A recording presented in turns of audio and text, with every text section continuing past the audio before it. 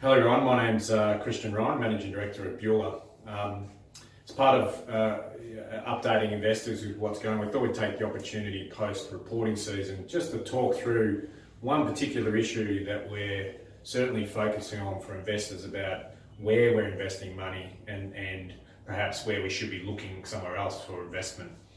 And what we've got up here, we've just recently met with one of our key equity managers from Pendle Investment Group, who provide us as a really good update on what's happening in the Australian market and really highlighted a couple of key themes. And the one thing that I wanted to focus on today and give all investors a bit of an update on is this, I suppose, value versus growth discussion that is certainly occupying a lot of investors' mind at the moment. And one of the charts that was brought to our attention was about the outperformance of growth that is occurring not just here in Australia, but it is occurring globally. So just look at the chart here, and I suppose the blue shaded line is just showing where growth types of stocks have outperformed what we would describe value types of stocks. And we'll talk about, I'll give you some examples of both of those stocks. But more recently, I'd just like to highlight that growth types of investments have now, particularly since the GFC, have significantly, or at least outperformed, a lot of value types of stocks.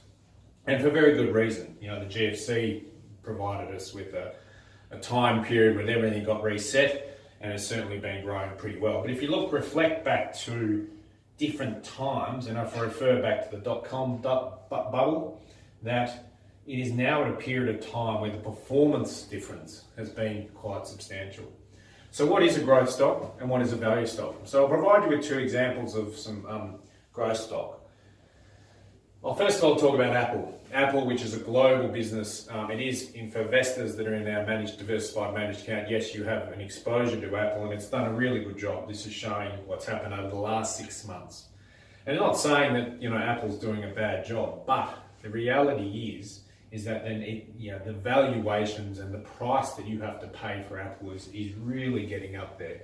And that's even in the face of Trump imposing trade tariffs. But a lot of people may not know is that the highest growth area of Apple is actually from China. So the tariffs that Trump is imposing on China may indirectly affect Apple. And I suppose looking to Australia, this is a great stock that's done a really great job, is CSL. This is again the chart over the last 6 months of a company that keeps growing its earnings 20-25% a year. It has a strong foothold in their market. It's a growth stock that looks like it'll just keep going, growing and growing and growing. What will stop it? I'm not really sure, but it's now at a valuation which is quite extreme. But at the same time, it's a stock that we think can continue to grow pretty well. So there's two examples, if you like, of Apple and CSL that are great growth businesses, but probably at the moment look like they're quite expensive.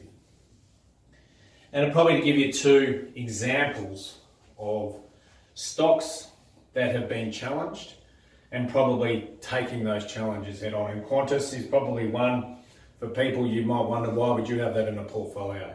Well, actually Qantas have done a great job of late, and you can see here, this is over the last 12 months, have grown its share price from $5 to $6.50, and mainly because they've been able to pass a lot of the costs on of higher petrol prices, and they've been able to pass those on through their domestic and international revenue.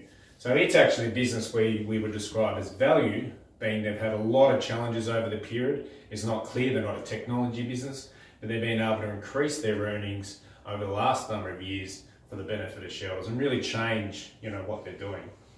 And probably the other one, to give you an example, in comparison to Apple, this is Samsung. So obviously Apple and Samsung go head to head all the time around their products, but ever since, because they're based in Korea and will be and are being affected by the Trump trade talks, is actually a stock that's actually fallen probably over this period of time of 25%. Apple trading on probably close to 25-30 times earnings. Samsung at this price is trading on probably 6 or 7 times earnings. So that's a great example of two stocks is competing in similar markets, one worth this considered a growth stock and one like this considered a value stock. So we just thought we'd highlight today a couple of really interesting things that are going on in the market and whether this divergence will start to change, where we see value type of investments maybe being a bit more opportunistic to start entering into, and being a little bit more cautious around growth stocks. Not saying they're not bad stocks, it's just being a little bit mindful that those prices are quite extensive. Thanks very much. We'll give you another little update a little bit later on, but I thought that just give you a highlight of a couple of the key areas and concerns that we're looking on in people's investment portfolios. Thank you.